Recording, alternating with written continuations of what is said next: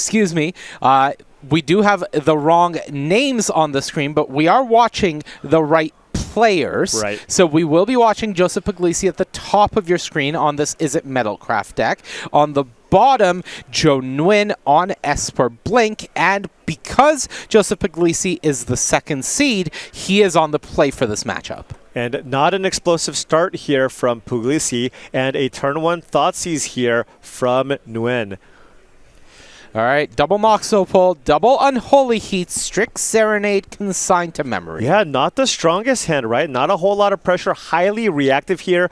Only one artifact, right, with the Mox Opal. You have a pair of Unholy Heats and the Strict Serenade, but I mean, this is going to take some developing here from Puglisi to actually get something going. Right, this is vastly different from any of the hands we've seen from Puglisi up to this point. It is not explosive. It doesn't have that B plan of Corey Steelcutter to start getting incremental advantage. It is just reactive. Yeah, this is kind of a rough hand here.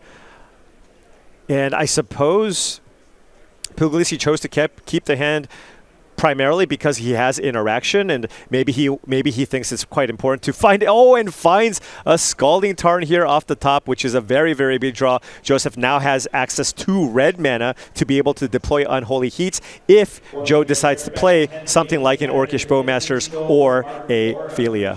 Now, I'm not certain, but I do think that card in the graveyard might be Joseph's one copy of Preordain. So it's possible that he fired off that turn 1, saw the land on top and kept it there as a bit of hidden information, presenting this hand to Joe with any potential Thoughtseizes and making Joe make that decision without knowing that there is a potential second land coming. Yeah, it is unclear what he did with the Preordain, but that is certainly possible. Right. So we go back Joe Nguyen's way. It is going to be a Marsh Flask Sacrifice, getting a second land, and Overlord of the Baelmerk is impended. Enters the battlefield here, and what will Joseph choose to do? And chooses to consign to memory the trigger here, so will not be milling himself, and will not be able to get something back from the graveyard. But you know what? Joe's fine with that, right? Yeah. Joe's like, well, guess what? In a few turns, this is going to be a threat that you have to answer. All right, so I got a brief glimpse at Joe Nguyen's hand. 2 cards that I did make out. There's a copy of Solitude, and more importantly, I would say there is a copy of Witch Enchanter already. So those are removal, should he need it, and more importantly, repeatable artifact removal in the form of the Witch Enchanter, should we get there, while also having a third land available to you. Yeah, sometimes a card like the Witch Enchanter can be quite slow, especially given how explosive we've seen Joseph's deck's capable of, but against this hand, that Witch Enchanter will be very powerful. Right, so it was an end of turn fetch from the Scalding Tarn, got a Thundering Falls, that surveilled an Odawara into the graveyard. But now there's an Urza Saga, so Joseph's hand, for the most part, continues to be known information. We know that there's 2 copies of Mox Opal as well as 2 copies of Unholy Heat there. The Strict Serenade was the discard from the Thoughtseize, and the Consigned to Memory has already been used. So if there's only 4 cards in Joseph's hand, Joe Nguyen has perfect information right now. Absolutely. So, you know, if Joe's got a small creature to play, likely not going to choose to deploy it, something like, for example, the Felia that's in the deck, but does have Thoughtseize. Now, again, like you mentioned, perfect information. You can take one of the Unholy Heats. I imagine you're not going to take a redundant copy of Mox Opal here. Right, so Witch Enchanter being deployed as a tapped land here, and just a pass. Overlord of the Baelmerk ticks down to 3, the ever-impending clock, as if that becomes a creature, that's going to be big trouble for Joseph Puglisi, but that's still quite a few turns away, and at the moment, no sight of anything like a Philia to represent that blink. And another Scalding Tarn gets played here by Joseph Puglisi, so again, perfect information. What can Joe do with that perfect information? All right, we do know that there is a Solitude in hand. 2 cards that we haven't gotten a great look at. This is going to be a pass. Overlord impends down, Scalding Tarn fetch, and likely we're going to see an Urza Saga activation. Yeah, there are 2 cards that are particularly difficult for Joseph to deal with from when playing against the Esper Blink deck, but Joe Nguyen hasn't found either. I'm looking at cards like the Quantum Riddler and Psychic Frog. Those are both cards that are very difficult to deal with, but Joe hasn't found one yet. Right. With this Overlord of the Baelmerk now on 2, there is a question from Joseph of what he's going to be searching up with this Urza Saga. Do you feel pressured to get something reactive like a preemptive Ether Spellbomb down onto the battlefield, or are you relying on the remaining copy of Unholy Heat in your hand to get the job done? Yeah, we're going to have to see, does Joseph have Delirium? Right. Right. We see an instant, we see a land, and there is a sorcery, but I don't currently see a creature or an artifact in the graveyard.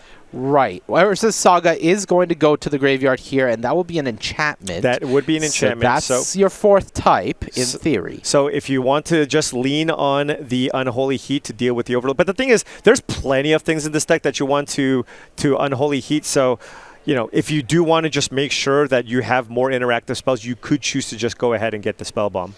All right, here comes a window for Joe Nguyen. A second construct has been made.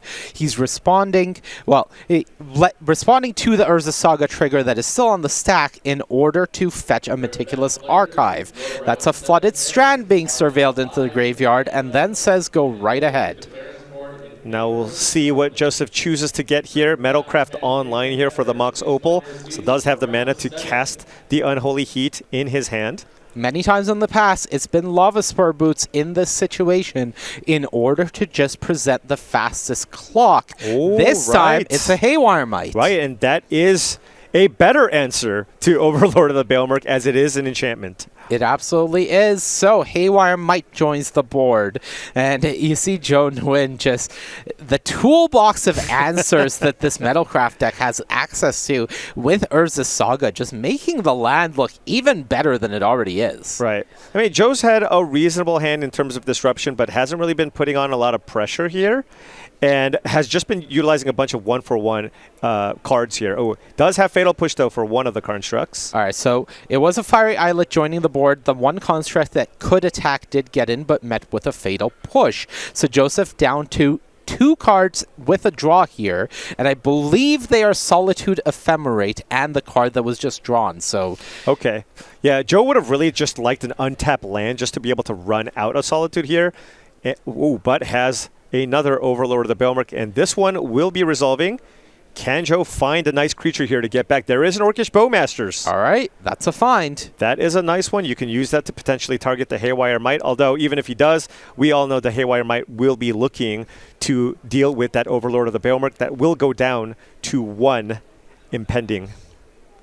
Right, so we'll see what Joseph wants to do here on not quite the end step, and says, yeah, go for it. All right. I still got a turn before I need to use this Haywire Might. Right. I want to get in for more damage, especially because you can get in for the 1 and you can get in with the construct here as well. Although, given that he knows about the Orcish Bowmasters, might not be interested in attacking with the Haywire Might. Right, the Bowmasters is known information. The Solitude and the Ephemerate in hand are not. Those are cards that only we know as we have seen the hand. So something that is in the back of Joseph's mind, but ultimately not something that you are actively aware of. So Here comes Emery. 4 cards is the mill. But there is no Corey Steelcutter on the battlefield here, so won't be able to activate this Emery immediately. We know about the second Mox Opal in Joseph's hand, along with, I believe, Unholy Heat? Yes. Right? As the last card. So, Unholy Heat plus Mox Opal, the hand from Joseph Puglisi. Here comes Orcish Bowmasters. Oh, and in response to Bowmasters, Puglisi now deciding whether or not he wants to utilize this Haywire Might here to deal with Overlord of the Baelmerk. Yeah, might be thinking about the Fiery Islet in play, wanting to sacrifice that to get more information before the Bowmasters resolves. There is a disaster scenario that's lurking here for Puglisi. If Joe turns the Overlord of the Baelmerk into a creature, and then Joseph chooses to activate the Haywire Might to kill it, Joe Nguyen does have an Ephemerate to be able to save it and get some additional value. Right. I would expect Joseph is not going to walk into that one, given how well we've seen him play this weekend.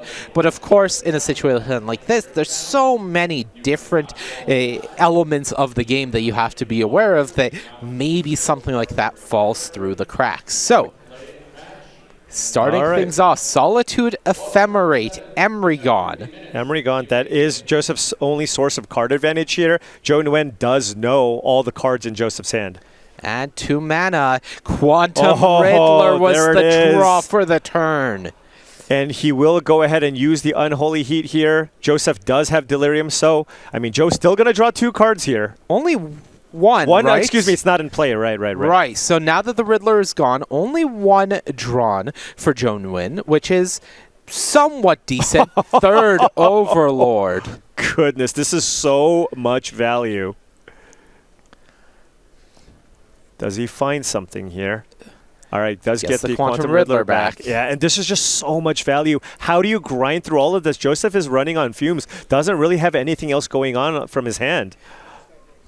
Yeah, and this construct is tiny. We don't even have Metalcraft online if you're on Joseph Puglisi's side now. Yeah, it's a 2/2. It's a 2/2 with the 1 card in hand that we knew about previously, Mox Opal. Did draw another one off Fiery Islet, but that's 1 card that we don't know about. And what is 1 card going to do here unless it's Quantum Riddler? Yeah. With a Bowmasters on the With battlefield. the Bowmasters on the battlefield, 2 Overlord of the Baelmerks as well. So much going on here for Joe Nguyen. Oh, Metallic that Rebuke. was a good draw. Wow. All right. Joe, it's like, okay.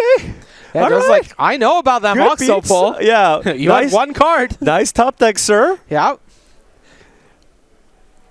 I mean, look, 1 good top deck deserves another. Sure. That Quantum Riddler from Joe the previous turn really made the game interesting. Yeah, Joe has so many good draws here. I'm curious what would be Joseph Puglisi's best draw. Emery would be solid, right, just to kind of get things going. Right. Okay, and again, we're now 2 turns away from 1 more Overlord of the Baelmerk being turned into a creature. Okay.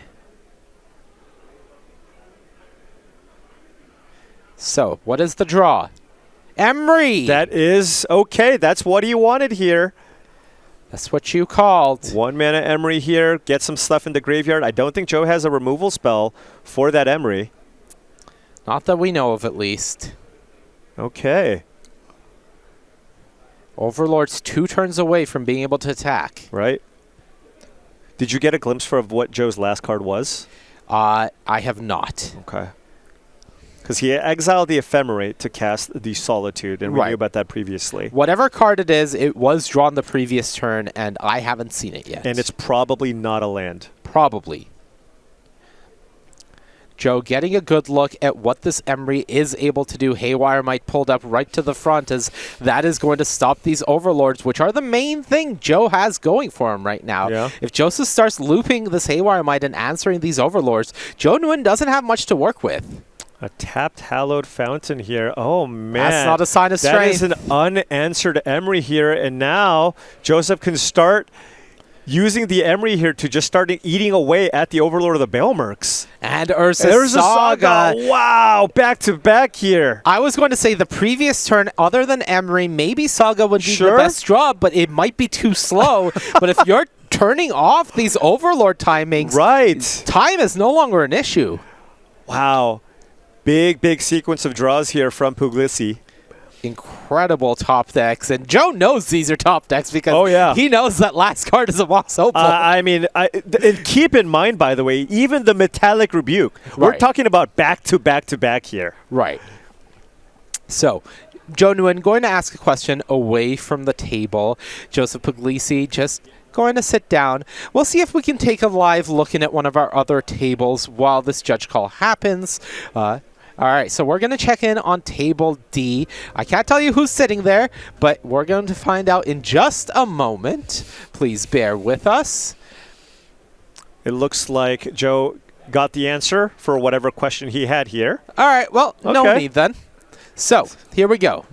Joe Nguyen got his answer, untapping, drawing. Really wants to find an answer for this Emery. 2 cards to work with now. Fatal Push, Solitude. One big thing you mentioned that Joseph Puglisi needs to not run into is a potential ephemerate by allowing... That's Teferi, I believe. That is a Teferi Time Raveler that does enter the battlefield. Now, you could use this to actually bounce the Emery right? Because then you wouldn't be able to activate it next turn. Right, and I think you have to. Yeah. So Okay. Step 1. Draw a card. drawn. All right, and now we're probably going to be trying to set up to just protect the Teferi if you can. We know that one Haywire Might is reserved for the 5/5 Overlord of the Baelmerk that will be turned into a creature at the end of this turn. Right. If Joe attacks here, Joseph probably goes block with the Haywire Might, activate. Right.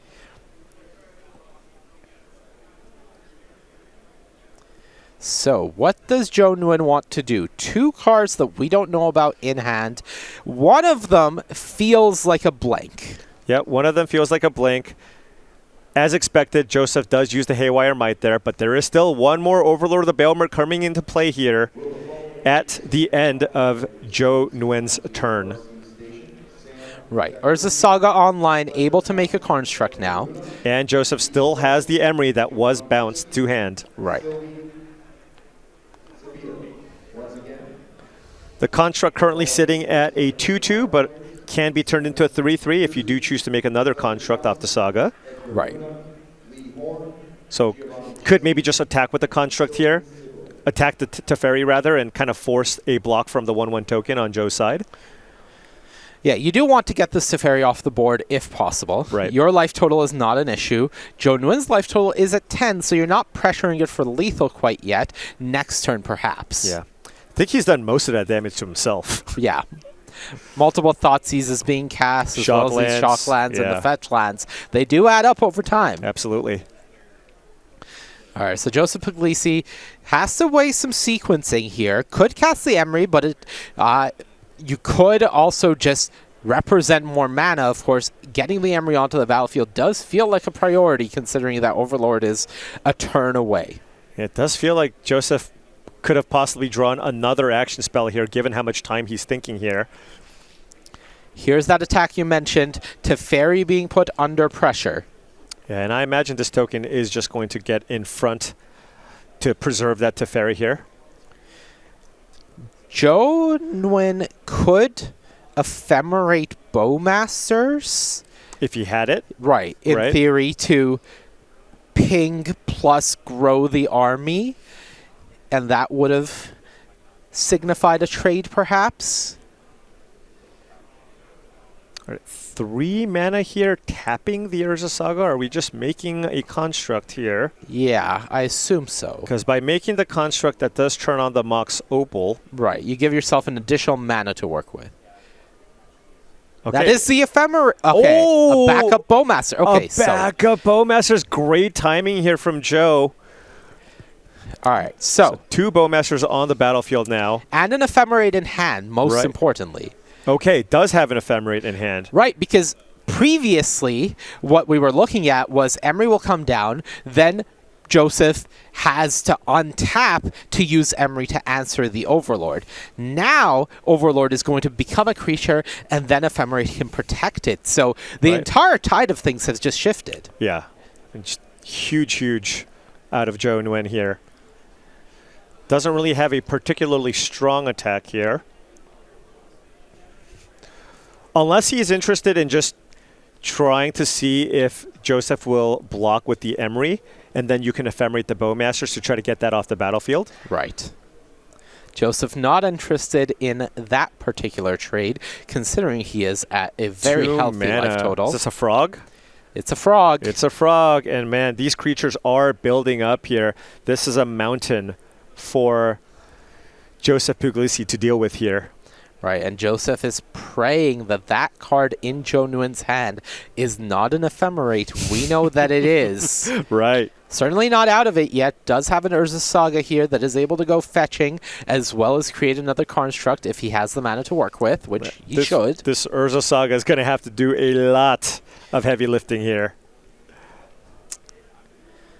Just, there's 5 problematic creatures on Joe Nguyen's side of the battlefield here.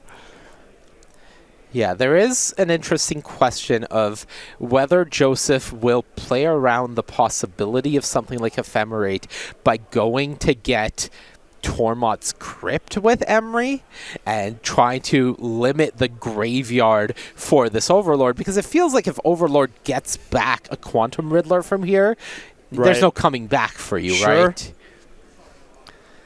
We'll see. There's not a ton of options, right? There's Lava Spur Boots, there is Ether Spellbomb, and then there is, as you mentioned, Tormod's Crypt. Well, I think the crypt is already in the graveyard, so you would have to bring it back with Emery. Oh, I thought you were talking about fetching for the crypt. No. I was saying bringing crypt back rather than something like Haywire Might with the Emery. More risky. Lava Spur boosts the find. We'll see what Joseph is going for here. Yeah, I mean, that's tough. Like, Joe's on one card. You have to know for sure he's got the Ephemerate. I feel like... I mean, I think that's an interesting line, but Right, also you might just be leveling yourself. Yeah, just getting the Haywire Might just certainly makes a lot of sense. But is he gonna Corey Steel Steel Cutter? Cutter? Sure. Okay. Okay. But what is this? Is this enough to perhaps remove the Teferi? Tameo, trigger Steel Cutter. Okay. Going wide. Going wide, but Joe has plenty of blockers here. Both the Overlord of the Baelmerk and the Psychic Frog should be able to... Oh, excuse me, the Psychic Frog. Actually, Joe doesn't have a ton of cards in hand here. Okay, so there's the second Mox Opal. Yeah. Okay. So how many artifacts are we looking at now? 1, 2, 3, 4, 5 artifacts in play? So the construct is currently sitting at a 5/5. And a 6/5 with the Lava Spur boots. Right. And Joe is sitting at 10. Now, he does have some chump blocks available if he wants with those Bowmasters that are also in play. Right. And we know that he still has that Ephemerate in hand. So Joseph playing in an aggressive way rather than trying to be reactive with a card like Haywire Might. Yeah, just trying to close out the game here as quickly as possible, knowing that if Joe continues to get advantages here with that Teferi that's on the board, with Overlord of the Baelmerk and Psychic Frog, it's just going to be a mountain of cards to handle. So, no cards being drawn. Joseph Puglisi just going for pure aggression. And this is the best line against what Joe Nguyen is presenting here. Yeah. I mean, Joe, like you mentioned, still has access to this Ephemerate, so you can still get a lot of value here. As long as you don't block one of the Tramplers, you block something, then you Ephemerate the Overlord of the Baelmerk, and then you can also just toss in Oakish Bowmasters, which doesn't really do a whole lot anyways, and kind of play that way. Oh, it looks like he just is interested in eating the Corey Steel Cutter here. Nope. Reconsidering things. Yeah, taking the time to think about it. Not as simple as it seems, because you don't have a lethal attack going the other way. All of this value is meaningless if you die, so your life total needs to be considered here. Yeah. The issue is there's no blocks here on the constructs that Joe has that would actually kill the constructs, right? Unless you are happy with a trade with the Overlord of the Baelmerk, which you're not in the market for. Right. That Overlord of the Baelmerk is representing a decent chunk of your way back into this game. Absolutely. All right. So 2 chump blocks, eats a token here. And will Joe fire off the Ephemerate? And he will get some value. There it is. 4 mills. Gets Ophelia. Can play that here. Can play that here. That is big. That can just start eating the constructs here. Yep. Wow. Great hit here from Joe Nguyen. Is he just representing a potential lethal by using Ophelia to get rid of the blocker? Opts not to. Puglisi's at 17. That would be pretty tough, unless he has a ton of cards in hand. Yeah, I was thinking with the Quantum Riddler potentially to start things off into the Psychic Frog. Right. But does take off the Overlord as a potential attacker by ephemerating it. Yeah, and does have the Riddler here. Going to be able to draw 2 cards here. All right. Okay.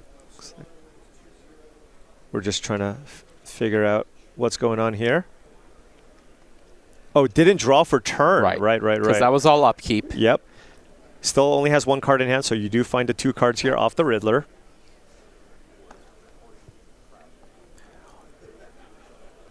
Teferi going up here. Joe just needs to kind of stave things off here.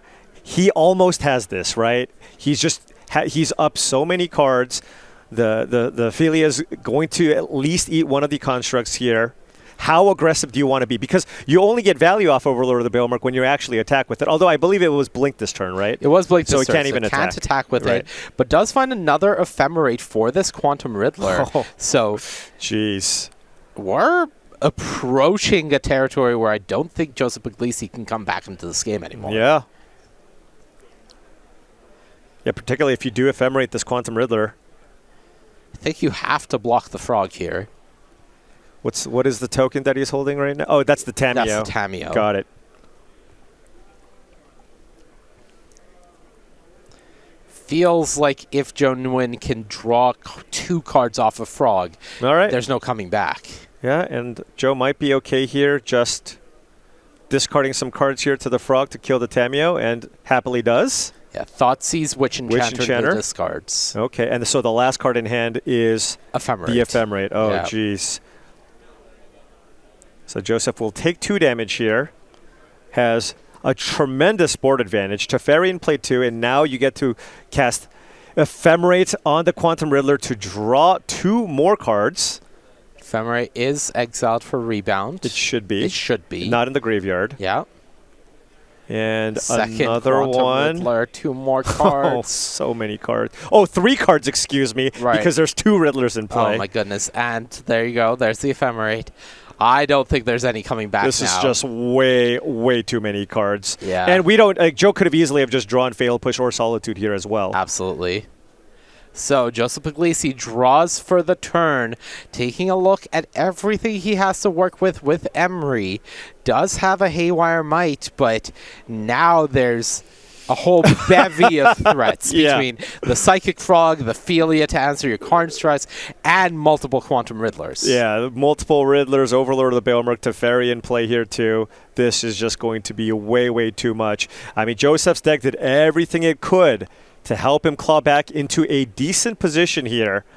But once we blinked the Overlord of the Bailmark to find the Philia, I feel like that was enough here to kind of close things out for this game here for Joe Nguyen. All right, well, all the Bowmasters are gone, so Quantum Riddler from Joseph Puglisi. We've talked about the B plan and the C plan. Maybe that's the beginning of this. I don't see it, but you have to start somewhere. So Quantum Riddler draws a pair of fresh cards. Now, note that is currently warped. Yep. Now, I mean, there is the line here. I don't know if Joseph could find maybe Unholy Heat to deal with the Riddler, but you could move the Corey Steelcutter onto the Quantum Riddler if there's somehow a weird line where you can actually deal 10 damage to Joe this turn. Right. We'll see. Joe Nguyen has so many fresh cards available now. Mm-hmm. Yeah, three blockers here with a handful of cards. What a back-and-forth game this has been. Oh, yeah. I will note, you do see that timer on the screen, but it is ticking up because the top 8 is untimed. It is purely a matter of players need to be playing at a reasonable pace, but otherwise, we keep going until we find a winner. Yeah, this has been a very, very grindy game 1 here so far. 2 mana. All right, we are seeing the Steelcutter being moved. Also, you also have the Lava Spur Boots, which also gives haste, so you can choose to move that if you want instead. Right. Do you care about the trample? Are you moving both of them just to make your Riddler challenge their Riddler with 6 power in order to be able to attack Teferi? Yeah. It does look like Joe has enough of a life total buffer here where it's not going to be super important. Now, this does have 6 power. Right, so the Quantum Riddler does have 6 power, so if Joe chooses to block, he would lose his Quantum Riddler here. Right. Now, has not left any green mana up, so Haywire Might is off the table for the time being. Right. Okay. Still has an active Emery, and we are attacking with the warped Quantum Riddler. Joe doing a lot of math here. Remember that construct also in play with a bunch of artifacts in play. I count 5? 5, so it would be a 5/5. Okay. Right. Riddler blocks Riddler. And Joe just goes, hey, look, that's fine. I do not want to go down to 4.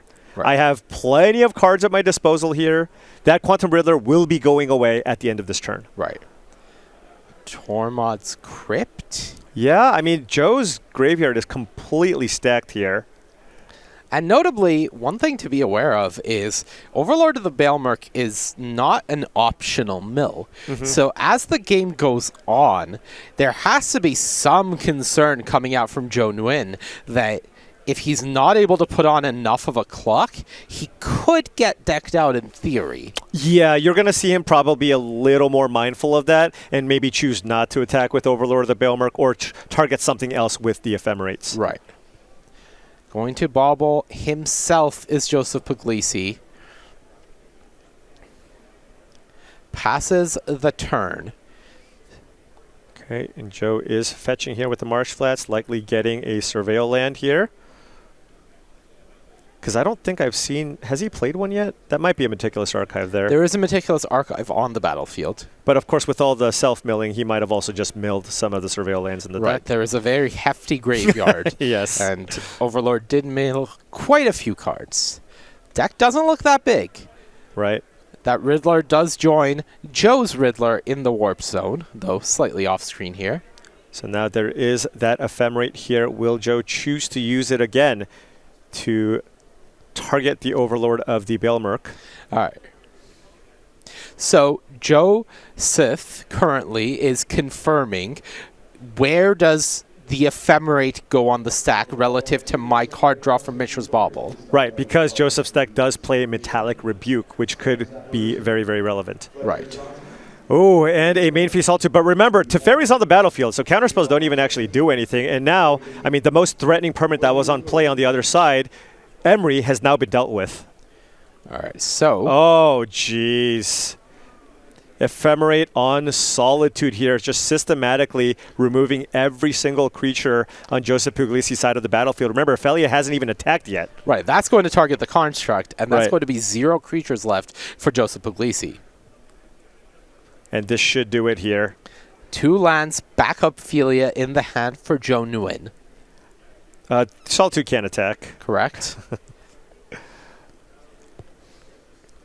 All right, and this is an attack for 5. Overlord of the Baelmerk no longer No attacking. longer attack. You know what? I have enough cards here. I'm good. Yeah. Pitch some cards here to Psychic Frog. Shorten the clock here. Doesn't need that extra land. Flooded Tribe might not even have a fetchable land at this point. All right, so 6 damage coming across. Joseph down to 11, card drawn from Psychic Frog. So puts him on a 2-turn clock. Now Teferi hasn't been utilized yet. Can tick it up here to 4. Yes, and that's the choice. No board wipes from Joseph Puglisi in the main deck. What is he going to do, Paul? Think about what he wants to do for Game 2. Okay. This all right. game is over. All right, we're calling it done. So here comes Joseph Puglisi. Untap. Draw for turn. Is there anything that he can piece together, or are we looking at Game 2? Yeah. Or is the Saga the play? A little bit. Probably not going to matter here, especially against the Felia that's in play. All right, that Cameo can give it haste, I suppose. Yeah. Make a treasure. 5 mana. A clue. Quantum Riddler from the Void. Okay, that allows you to flip the Tameo. Now, Joe probably has some kind of interactive spell. Maybe doesn't. Because so now you draw the 2 cards, and that would trigger the Tameo, and Tameo would flip here. Right. We know Joe's hand is a Flooded Strand, Ophelia, and 1 unknown card. So not a guarantee that has anything that does things here. The question here is a flip Tameo even enough on this board? That is a very good question, Paul. You tell me. Because, I mean, Joseph's sitting here at 11 life. We have a Teferi that we can use to kind of get things out of the way if you need. And Psychic Frog's representing a lot of damage. And, you know, Joe can choose to attack with Overlord of the Baelmerk to get in for 4 points of damage as well. Right. So Tameo could return an Unholy Heat from the graveyard? That would be on the next turn, though, because right now it's gone up already. Yeah, it starts at 2, it goes up to 4, so all of Joe's creatures on the next attack will have 1 less power, but it does feel like Joe might still have enough here to close things out.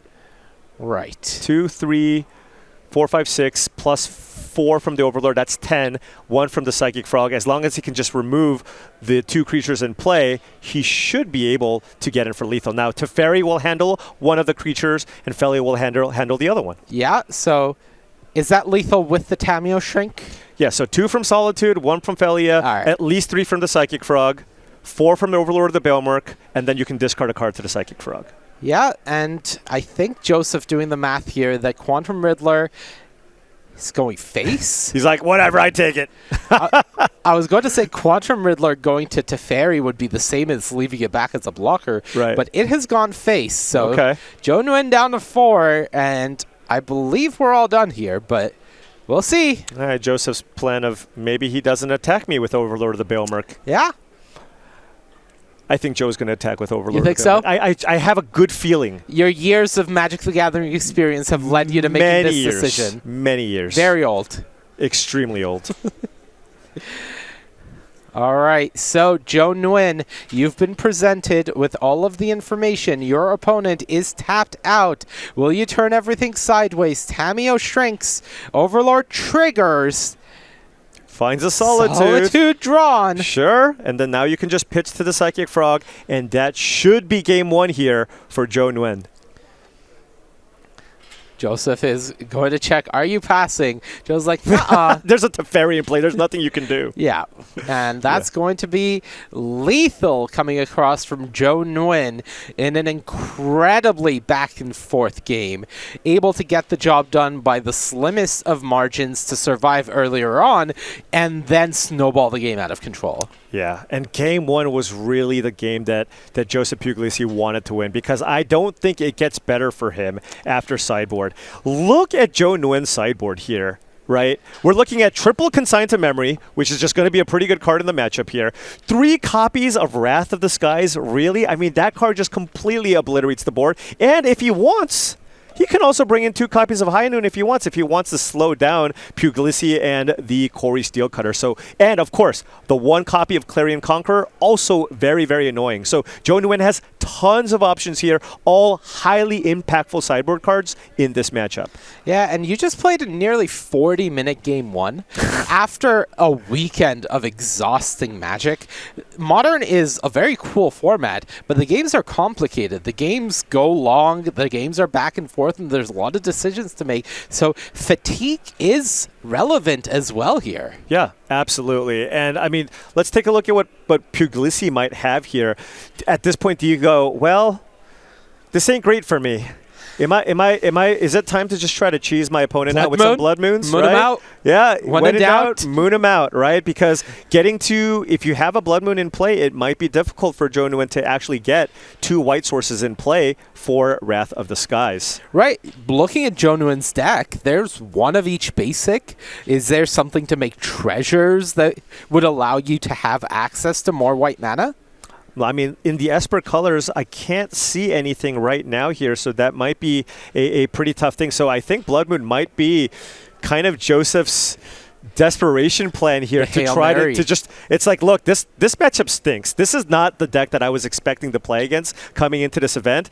Are you really playing 3 copies of Wrath of the Skies? Why is there a Clarion Conqueror in your sideboard as well? Come on, man. And so, like you mentioned, as the Hail Mary, play a bunch of artifacts, get some Moxen into the battlefield, get that Blood Moon in play turn 2. Maybe that'll be enough to slow Joe Nguyen down. Yeah, Joseph Puglisi has been feasting on all the Izzet Prowess and Affinity decks that are a little less able to keep up with his game plan, has been feasting on Boros Energy, but you make it to the top 8, and Modern's going to do what Modern does, because the 7th seed Esper Blink deck shows up and is like, hey, I counter your deck, what's up? Yeah, look, when you play a Modern event like this, where you're going to play 15 rounds, you're just every now and then just going to be playing against something completely random that you didn't expect, and you go, oh, Yeah, I guess that's a bad matchup. And then you take your loss and you move on, right? But it's just, what's going to give me the best chance of succeeding and making it to the top 8? I mean, Joseph had an amazing, amazing run here so far. Still has a shot, right? Not out of it. I do think those Blood Moons can be an effective card in this matchup. Well, before there's any moving on, we do have to give the players some time to finish sideboarding. And that means I'm going to tell you about Magic the Gathering Avatar: The Last Airbender, because the set is out and you can order now. Harness the power of the elements. Singles and sealed product for Magic the Gathering Avatar: The Last Airbender are available now at starcitygames.com/MTG-TLA. If you are looking to get in on the action from Magic the Gathering's latest set, Star City Games has you covered.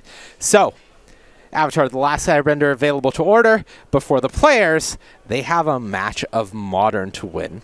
Yes. This Joseph Puglisi with his back against the wall now. He's been kind of breezing through the future match area, almost winning every single game one that we've seen. So this is going to be unfamiliar territory, at least in the future match area here for Puglisi. Yeah, and it was unfamiliar territory for us as well. When we saw the opening sequence from Puglisi, it looked very different from all of the games that we had seen up to this point. It was very reactive. It didn't have all of the hallmark moxes and fast mana that we have seen from Puglisi in the past. Instead, just opting to be more of the control deck. And it was almost working out until it wasn't. Right, and that's the thing. This isn't like... we compare it to Affinity in some sense because it does play some of the cheap artifacts. But remember, this deck has a lot of spells. It's got a good amount of creatures as well. It isn't able to put a million artifacts in play all the time. And we've seen a couple of hands at this point where Joseph's hand is a bunch of interactive spells and maybe an Emery. And when you don't have the hands that have access to Opal plus Mox Amber plus Legendary Creature, yeah, I mean, he's going to have to play more of a fair game plan. All right, well, as you said, Joseph Puglisi has his back against the wall. This, in my opinion, might be his toughest matchup in the room. I'm not overly familiar with the deck, but when we were looking at these deck lists, this just looks like a nightmare for him. Yeah, Wrath of the Skies is an extremely effective card in this matchup, and it wouldn't shock me as well if, because of the existence of Wrath of the Skies, Joseph Puglisi would bring in a Force of Negation out of the sideboard. We already saw him boarded in against the Is It Prowess opponent that did have the one copy of Meltdown. He only had to dodge one Meltdown in that matchup. Now there's 3 Wrath of the Skies that he needs to fight through. Yeah, so something to very much worry about, but has to start by playing some Magic as the players are almost done shuffling up for Game 2. For Joe Nuin, coming in as the 7th seed, you see the matchup in front of you and you just feel ecstatic. You're like, well, I haven't seen this deck before, but it feels like a good matchup. So you know what? I'm pretty happy. Yeah, you're just looking at card for card and you're like, yeah, I feel pretty good here. Yeah. So, Joseph Puglisi back on the play here for Game 2. 7 cards for each player. Let's see if we have some keepers. Quantum Riddler, Wrath of the Skies, as you mentioned, Island, Thoughtseize, Flooded Strand, Swamp, Plains, and a Solitude. Is that an island, I think? The third card from the right? Yep. Yeah, okay.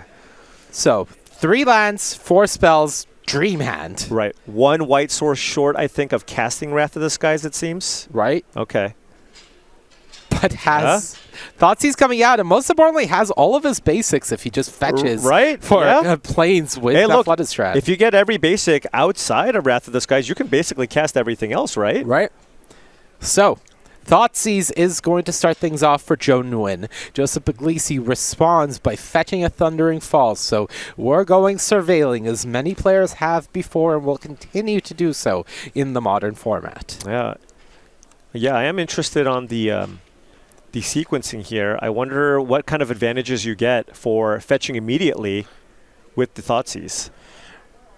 Right. What is Joseph doing where this information would not benefit him more after seeing what card Joe is taking? Exactly, because Joe will make the decision on what to take here. Oh, okay.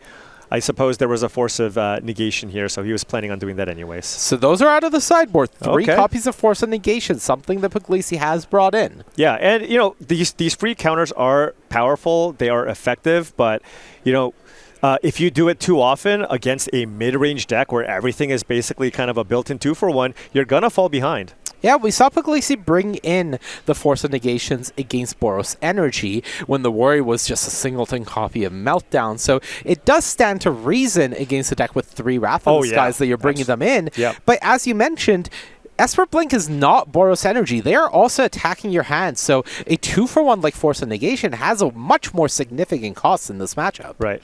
Now, Joseph can try to win this game just through Corey Steelcutter activations here. There is a Tamiya, which is now turned on. The Mox Amber that you see on the right side of the screen. Joe, not sure if he does have the second white source, would like to fetch Flooded Strand, get a Surveil Land, try to find white source number 2 to be able to clear out the entire board. Right, because right now, in addition to that Fatal Push, there's 2 copies of Solitude in the hand. Right. So this is almost certainly going to be a Surveil Land in order to try to find that other white mana, as you mentioned. Right. And heads up play here, using that Fatal Push while Puglisi makes this attack to shut off the mana from the Mox Amber for the second main phase. Right. Meticulous Archive, likely the find. Yeah, that's what I'm thinking. Although, is that a Shadowy Backstreet? Okay. All right. Black, white now available, and we'll see what the Surveil is for Joe Nguyen. Right. With an Island, I believe, as the other land in hand, right? Yes, yeah. Island in hand, alongside 2 copies of Solitude, a Wrath of the Skies, and a Quantum Riddler. That was so fast. That had to have been a white source. It was Ophelia. Okay, that's also very, very strong. It's Corey Steelcutter. Yep. Also pretty strong with a Quantum Riddler in hand. Next turn, you Ophelia, very off. strong in the deck. Ophelia, strong card. Who knew? News at 11. Yep. All right, Ophelia in play. Does Joseph Puglisi have Unholy Heat or Lightning Bolt here to deal with this? Could also be representing something like a Metallic Rebuke. Would want to use that on the Quantum Riddler or Overlord follow-up if that is there. But as things stand, Ophelia on a near empty board, just representing a threat to this Monk token. Not ideal, but you can handle this. Right, and this is kind of an interesting situation here. If you're Joe, oh, never mind, has the removal spell, doesn't matter, but you have to consider, do I want to just kill the Monk token, or do I want to blink something that I play on my turn? Right. So, we see 2 Solitude. There's the Quantum Riddler. Okay. Does Joseph have a Metallic Rebuke? Yeah, if he has it, he would be able to counter it and then also trigger the Corey Steelcutter? Yeah, the very rare opponent's turn Corey Steelcutter activation. Yeah, I mean, that's just so tempting here, right? Yeah, consigning the trigger here. The draw trigger. Yeah, that would give Puglisi another token here. Yep, so he's getting the token queued up. It's up to Joe Nuin whether he's responding or not. To the Warp Zone. Okay. A beautiful RK Post Warp token, I believe. All right. So Puglisi can get in for some damage. That's at least 3 damage now. This is 5. Does Puglisi have another card to play here? What is that? Blood Moon, I think. Blood Moon? That looks like Blood Moon to me. I see a moon. There's no white mana available now. Wow. And now Joe Nuin can't cast Wrath of the Skies here. Not even close. It's just impossible. Right. There's no double planes in the deck. I know. That is huge. Wow. Quantum Riddler can't be cast. And we're looking at a possible lethal attack next turn here now. What can Joe play? Now, Joe does have Solitude. Right? So could be able to deal with one of the cards here. And exiles Wrath of the Skies. Oof. All right. So 1 token dealt with. Hand is another Wrath, another Solitude. Right. So can use that to deal with one more creature here. Now Joe just wants to find, Orcish Bowmaster, Psychic Frog, anything it can cast. No more white spells, please. Found Ephemerate. How about That's a white spell. That counts. Oh, my goodness. All right, Blood Moon, you 3. Highlighted it in the sideboarding. Time to get cheesy. Yeah, look, do what you got to do to win. All right, draw was Witch Enchanter, I think. That's not going to give you white mana. Right, you can just kind of play. Now you don't have to take the damage now. Nope. All right, now down to 2. Wow, the Blood Moon plan going to work here, possibly? Yeah, you see Joe desperately holding this Solitude, trying to find a plains for this Ephemerate, Wow. but no plains found. Had to fetch the Surveil land in order to give himself the best chance of finding a white source. Instead, ended up with 0 white sources post Blood Moon. Yeah, and you also have to think about the decision. Joe actually did choose to keep Felia on top, right? I wonder if it might have been better to just try and find another white source there instead. Very, very close because Felia, of course, looking very strong on that board. Right, with the Quantum Riddler, it was looking very tempting, Yes. but that's how it goes when you keep more disruptible lines. Ultimately, Joe Nguyen had access to that Wrath of the Skies, so if he could get to that point, it would have been great, but the top of the deck not cooperating, and that means we are all tied up, Paul, going to game 3. Yeah, I mean, there's so many different things to think about there because if you expect a Blood Moon, you could have fetched a Plains. Right. That would have given you access to white, black, and blue mana, and then at this, at that late point in the game, you could have actually evoked the Solitude and then ephemerated it, right? To at least try to keep the thing intact. But I totally get the idea of getting the Surveil land to try to make sure you hit your second white source. Right. With Wrath of the Skies in hand and looking like if I can cast this, it's going to be the Haymaker. Right. The thinking to try to set up for 2 white sources is very valid. Absolutely. It's just if things go exactly as they did, right? Things get sketchy. All right. All right. The Blood Moon plan worked once. Less of a chance to work on the draw and also when you win a game with it, right? Yep. But sometimes you have opening hands where you just don't have the fetches and you still have to keep, right? If you have 2 Shocklands and a Surveil land with interactive spells, you're still keeping. So while the players finish shuffling up for Game 3, I will take a moment to thank our sponsors. Beckett and Dragon Shield sponsor and help bring you SCG Con. Massive thank you to them. You can buy Dragon Shield products on StarCityGames.com, but it is thanks to their contributions that the SCG Con continues to exist, both for players and the viewers at home. So thank you, Beckett, and thank you, Dragon Shield. Paul, we're going to Game 3. And one thing that Joseph Puglisi has to breathe a sigh of relief is he got through a game where he didn't face Clarion Conqueror, he didn't face any High Noons, he didn't have to face the Wrath of the Skies. None of these sideboard haymakers that essentially form a minefield from Joe Nuin in these post-board games were present. Can Puglisi get away with it again?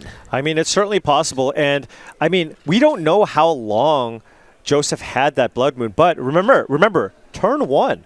Thoughtseize was Force of Negation, so I feel like he could have even had it in the opening hand and was waiting for the right opportunity to deploy it, and man, it paid off. All right, so taking a look at Joe Nguyen's hand, Felia, Ephemerate, Swamp, Psychic Frog, Bog Trawler. That's a mulligan. Yeah, that was 2 mono black lands. And Joseph Puglisi says, keep. All right. All right. Look, this goes to show you don't just give up, even if a matchup looks horrible. You still got to play the games. Variance still exists.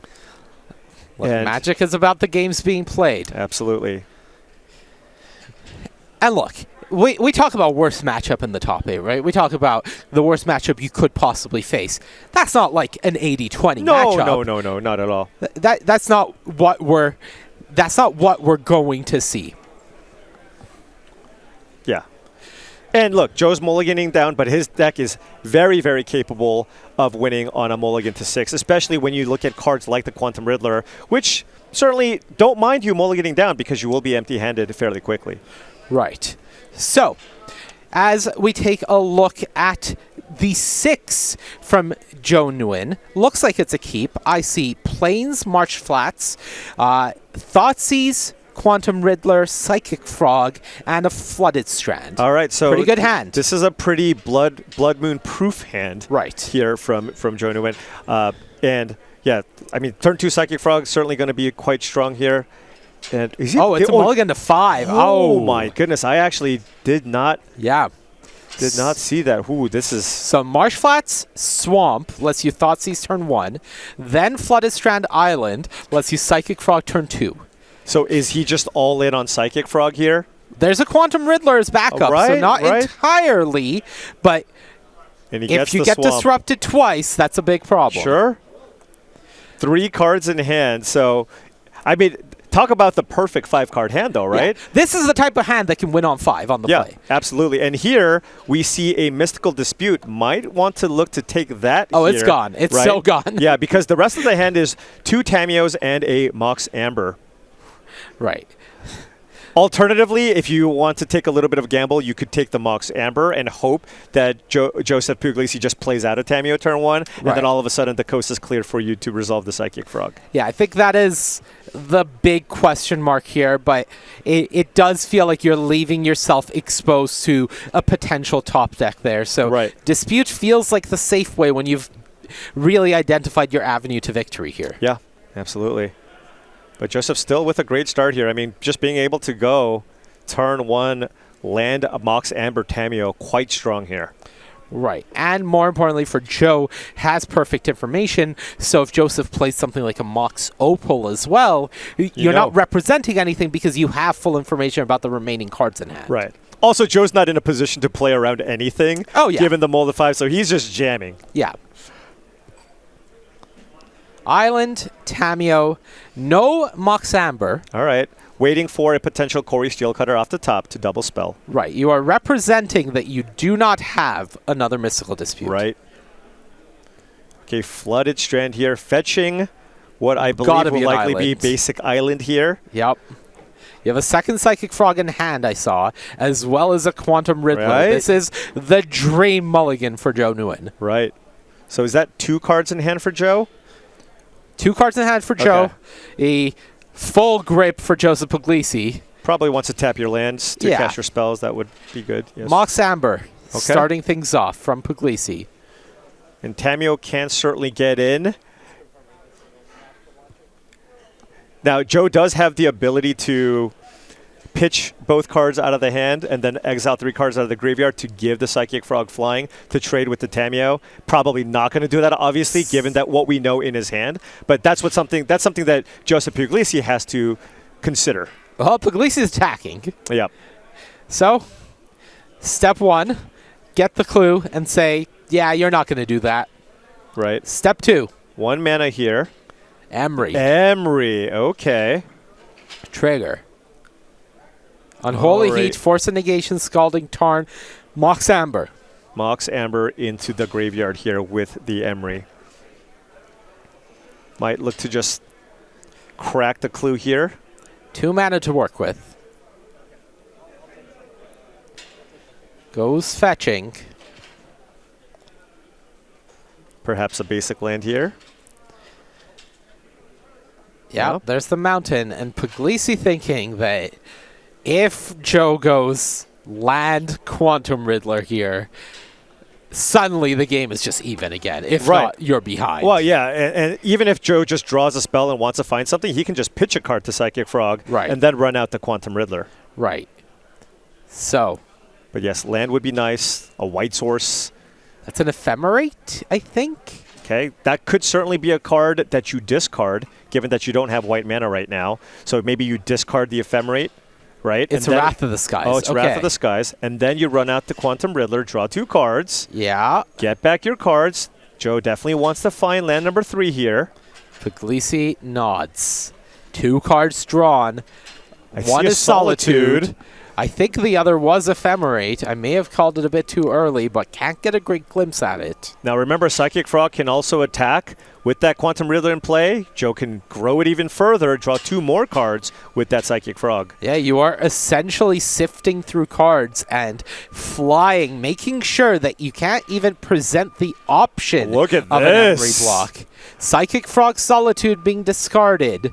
4, 5, and it is really hard for Joseph Puglisi to actually deal with the Psychic Frog once it gets to 7 toughness, right? Because at that point, you can't even use the Unholy Heat to get rid of it. All right, so Ephemerate was the card in hand. Another Quantum Riddler picked up. Don't know what that last card is, but it's not a land. Wow, drew 4 cards and wasn't able to find a land here.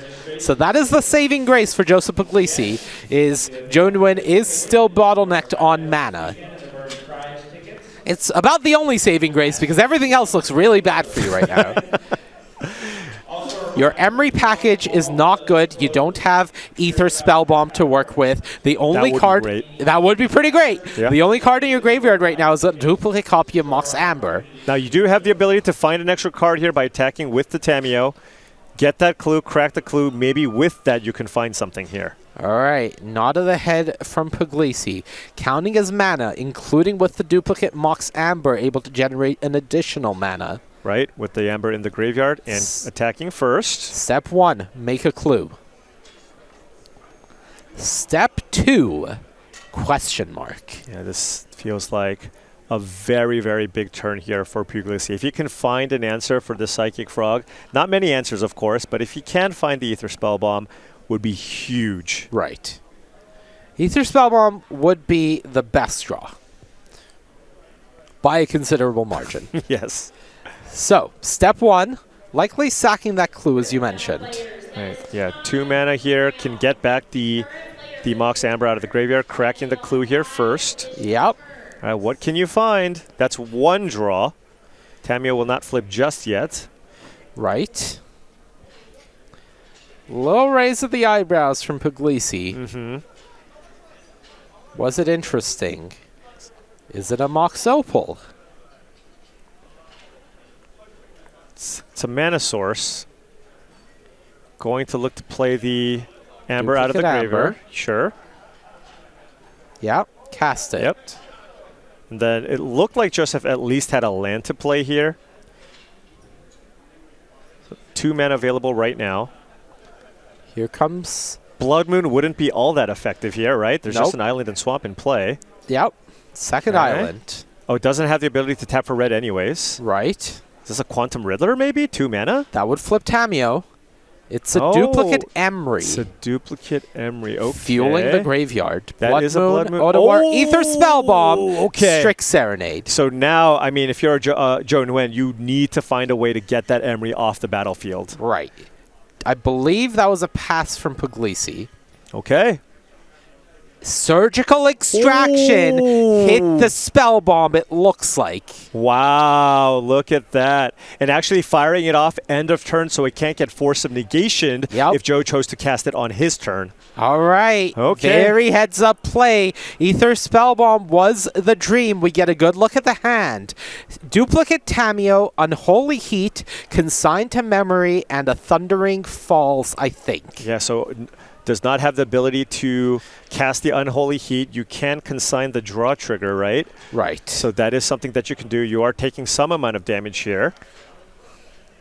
Taking a good look at the deck. Right. We know that there's only 1 copy of Ether Spellbomb, but you just get a good sense for what kind of cards Joseph can draw moving forward. Right. This is Joe getting full information about Puglisi's sideboarding here. Right. Okay, Surgical Extraction on Ether Spellbomb. Wow, big. Might be the deciding factor It sure of this can. top 8 match. Right. What other artifacts are there even in the graveyard, right? That's just the Mox Amber. Yep. I imagine we are going to try to continue drawing cards here with the Psychic Frog. Ooh. Hallowed Fountain. Hallowed Fountain. That's a white source. That enables the Ephemerate. Untapped here. Yep. So, Quantum Riddler with 1 card left. Oh, my goodness. Joseph does not counter the draw trigger with Consign. You can draw. You can do a lot of damage here, Mani, with this Psychic Frog this turn. Oh, you sure can. You can discard a card and then Ephemerate the Quantum Riddler. No blocks. Felia down. Okay. Grow the Frog. 5 damage. Thoughtseize down. Grow the Frog. Ephemerate. Consign the draw trigger. Sure. Okay. But this is 6 damage. Yeah.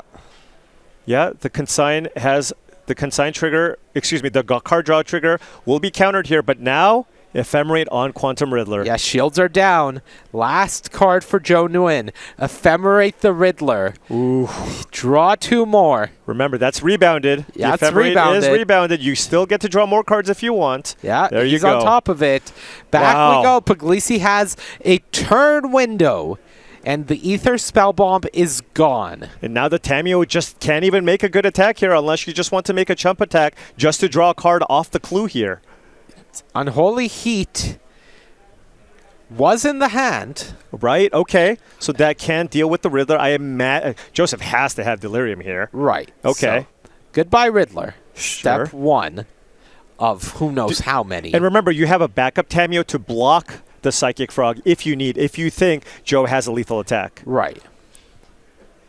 2 mana. Yeah. Sacrifice the clue. Sack the clue. We might see the backup Tameo being played here. Yeah, would love to flip the first Tameo if possible before playing the backup. There's just not a ton of ways to actually draw cards, right? There's 1 Preordain, I think. Right. And 3 Quantum Riddlers, but you have to find it and the mana. And we knew Joseph was pretty far away from that previously. Thundering Falls. Into the yard. That's a bauble. Okay. That's something for Emery to get back. Sure, but you it doesn't draw the card this turn. It draws the card on Joe's turn. See what you're working with. Okay, and you have to play the backup Tameo here to live. Yep. So now Joe, does he just need a removal spell here? Ephemerate, of course, is not going to be targeting anything here. We are not blinking that Psychic Frog. Nope. Draw for the turn. And for Joseph, draw off of Bauble. Right. Did he miss it? Nope. Okay. Why would I even question that? Come on. Let's be real here. 3 cards for Joe Nguyen. Okay, 2 mana. Another Quantum Riddler, maybe? That would be absolute disaster. Overlord of the Baelmerk. Okay. Likely to find something to get back. Okay, there's a fella. Ophelia. Yeah, you can't get back Overlord of the Baelmerk. There's also a Quantum Riddler. Right. Probably getting that back. Well, does Joe have another land here to play? Right. We don't know. So far, the previous turns indicate no. Okay, so gets the Ophelia back, will attack with the frog, and I imagine Joseph just needs the block here. Fastest block in the West. Joe Nguyen, taking his time, knows that he's in a dominating position here. Solitude, and that's why you get the white card back. This is not quite lethal, though, right? This is 6 and 1 card in hand, so that's 7 damage potentially here for Joe Nguyen. Yep, facing off at potential 9 life, so 6 comes across. Down to 3. Draws a card. What can he find? There is a land here. So that gets him, Joe, 1 step closer to just hard casting that Quantum Riddler that has been warped there on the right. Yep. And looks like might even have an additional follow-up here. Godless Shrine Shock. Oh, that's not a good sign. Another Psychic Frog, maybe? Yeah. The best case scenario for Joseph Puglisi is this is an Overlord. Because sure, yeah. That doesn't do anything. Oh, it is! Oh, there it is. Okay. I mean, but it still gets something back. But yes, I know. Yeah. Okay, well. You have perfect information. Sure. Solitude probably coming back here. Now, yeah, and remember, Joseph did draw an extra card off that bauble, so has some live draws here. Is there a way to... Is there a Corey Steelcutter kill here somewhere, potentially? I mean, Joe Nguyen is at 8 life. Is that 1 copy of Lightning Bolt still in the deck? There's so many questions I have about the permutations of this game. Yeah. 3 mana. Blood Moon? That's not doing anything. No, it's definitely not doing anything. Flame of Anor. So that's 5 damage. It's currently a 6/7 with a wizard on the battlefield. 5 damage, draw 2. So could try to find an Unholy Heat here to finish off the Psychic Frog. Right. Oh, and does he find it? Does he have it? I mean, it feels like it, right? If this gets heated, we have a game. Oh, Lightning Bolt is in the deck. That is a Lightning Bolt, and Psychic Frog is dead here. Okay, now Emery's going to start getting some value here, and Joseph is not dead. He is still fighting for a slot into the semifinals here, but Joe still also has access to lots of resources here. If he has land number 5, can play the Quantum Riddler, and we do have a pair of Urza's Saga. Ooh. This game is getting real. All right. Draw for the turn from Joe Nguyen. Can he find just land number 5 to slam Quantum Riddler here? And yes, there it is. Strand. That's going to get planes. That's getting a basic planes 100%. Down to 7. Hard cast a Riddler or can warp the one that I believe he has in his hand that he picked up from the Overlord the previous turn if he wants to have more mana to work with. Yeah. Risky. It is risky, but, you know, at the same time, just playing a 4/6, forcing your opponent to have the answer, that's a lethal attacker next turn. So, we'll see what Joe is choosing to do here. His Plains is in the graveyard. Oh! He milled it. So then does he need to get a shock land here and go down to 5? There's no land that he can fetch that comes into play untapped. Does he have no more shock lands to fetch? Wait, well, at least not without shocking, but taking a look at his list. Okay, so he did have a Watery land to Grave, get. but it costs life. Oh, no, it absolutely does, but at this, he can still play something He can this still turn. play a Quantum Riddler. Right. All right. But 5 life now. Quantum Riddler from Mystical Dispute. Are you kidding me right Oh now? my God. Puglisi. Oh my gosh, Joe's now at 5 life here. Does he have haste? There's Lava Spur Boots and Corey Steelcutter. Can you? Corey Steelcutter. Okay. Now you can get something back from the yard. Is this enough? Duplicate Mox Amber. Currently 2 artifacts. Construct makes 3. Corey Steelcutter on it is 4. Right, you can make a construct and give it haste by getting a Mox back from the graveyard. Right, but the Monk would not have haste if you cast the second spell. If you move over the Corey Steelcutter onto the construct, yes. So you need 1 more artifact for lethal. What a sequence of draws. Oh my goodness. Joseph Puglisi. And look, we have to say, even if it's not lethal, Joe Nguyen doesn't have lethal back. He's hellbent 2 Overlords that are both on 3. 3 turns and away. And a Quantum Riddler in the Warp, which you have to cast for 5 mana using your entire turn. It's going to be far too slow here, right? It's going to be too slow. Wow, Flame of Anor. Did the Flame of Anor draw Joseph Puglisi into Unholy Heat? Unbelievable right now. Unreal. Mishra's Bauble triggers the Corey Steelcutter. Joseph 2/2 Puglisi is token. determined he doesn't have lethal this turn, Right. so going for the value line. Attack you for 2, make a construct, still have the Mishra's Bauble here. That sets you up for a lethal attack. Look on at the next card. turn. Perfect information. Solitude is something Joe would be interested in here if he can find it.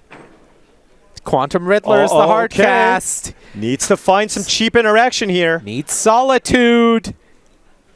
Doesn't look particularly happy with the draws here off the Quantum Riddler. Tapped land. Oh my goodness here. Is Joseph Puglisi on the verge of winning his worst matchup? This is absolutely insane. Remember, we're going to see a construct here end of turn. We're going to see another construct. You can get Lava Spur Boots as well to give haste. If you come back from this matchup, you have to imagine it's his regional championship to I lose. mean, yeah, this was probably the matchup you wanted to face the least. And now he is on the verge of coming back from what seemed like an impossible game here. Joe Nguyen mulliganed to 5 and had the best possible 5 that you can imagine. Turn 1 Thoughtseize, make the way for a Psychic Frog that was unanswered. Joseph had to chump block with the Tameo. That's how behind it looked like he was going into the last few turns of this game. If you're Joe Nuin, you were wondering where this went wrong. You felt like you were in perfect control. Surgical Extraction on Ether Spellbomb looked like it was paving the way for your quarterfinal victory. God, Flame of Anor into Unholy Heat, and then also the Mystical Dispute to counter the Quantum Riddler. He drew everything he needed here to come back. Joseph Puglisi just making sure that he is going through all the motions correctly. You do not want to mess up at this moment. Absolutely not.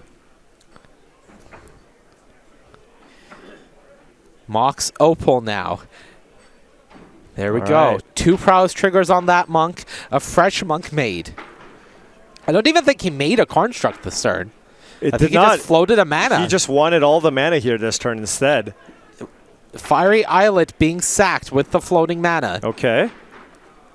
I mean, this is just lethal on the board, right? You don't need to do anything. Yeah, the construct is currently a lethal attack by itself. And yeah, Joe's at 3 here. Yeah. Now, does Joe have something like Solitude here to try and stay alive here? If he did have it, he could use it on the construct. There's the handshake. Joseph Puglisi, as your second seed, is going to win the match over Joe Nguyen in what looked to be a very tough